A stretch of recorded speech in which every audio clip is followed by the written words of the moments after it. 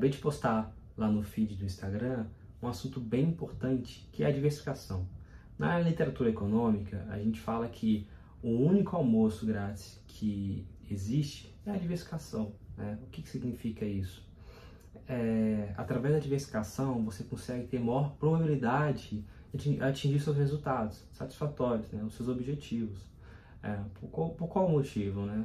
Imagina se você tem uma cesta de ovos e você coloca todos os seus ovos nessa cesta só. Se essa cesta, por algum motivo, algum descuido, alguma coisa acontece que não depende de você, ela cai.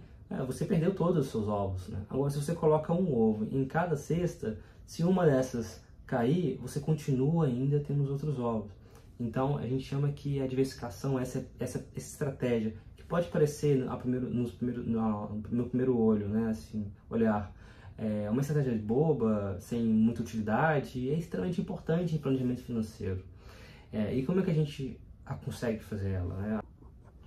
Eu gosto muito de analisar aqui os fundos, né? Então, por exemplo, a gente vai olhar os fundos multimercados, né? Como título de exemplo aqui para nossa história.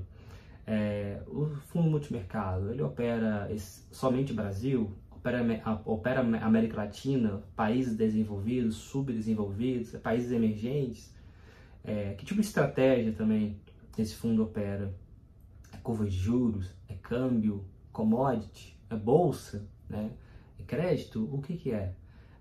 O que adianta, né, eu ter um super fundo, né, muito famoso, muito badalado, com uma excelente equipe, e tem um outro fundo que opera a mesma coisa que o outro, ou seja, opera, por exemplo, curva de juros e os outros demais ativos, as outras demais classes, né, sejam elas ações e que seja os outros. O que acontece?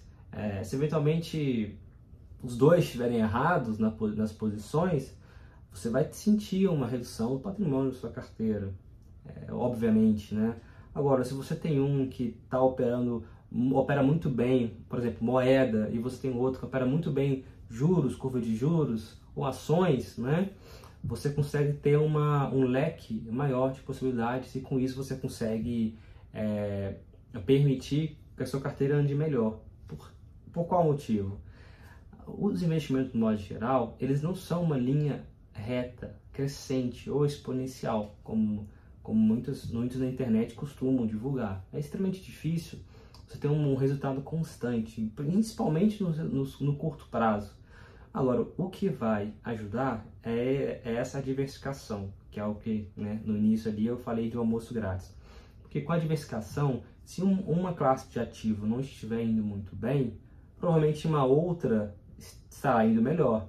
Então, quando for o momento certo de fazer um rebalanceamento de carteira, você reduz a exposição daquela classe que andou super bem para compensar na classe que andou super mal. Por exemplo, em alguns momentos é interessante reduzir a exposição de renda fixa e aumentar a exposição em bolsa, em renda variável, né?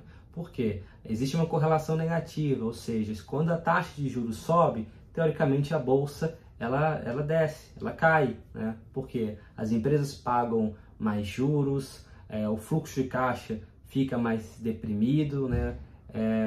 E também os investidores acham mais interessante investir em renda fixa do que na bolsa. Então muita gente vende bolsa e compra ativos de renda fixa, tá? Então é muito importante, é uma coisa que eu uso muito nas reuniões que eu tenho com meus clientes, é exatamente isso, é entender ali quais são as demandas e a partir dali quais ativos eu coloco na carteira para tentar chegar o mais próximo possível da diversificação e trazer também um resultado satisfatório. Lembrando também que, como tudo na vida, né, a gente não pode pecar pelo excesso. Não adianta entrar um cliente aqui e eu colocar ele em 100 fundos. Provavelmente ele vai andar muito próximo do CDI, né, ou o índice, né, de referência, que seja Ibovespa, que seja o índice dos fundos multimercados. Então não adianta nada. Então é muito importante escolher, saber analisar e acompanhar também para a gente não poder perder a máxima da diversificação nos portfólios.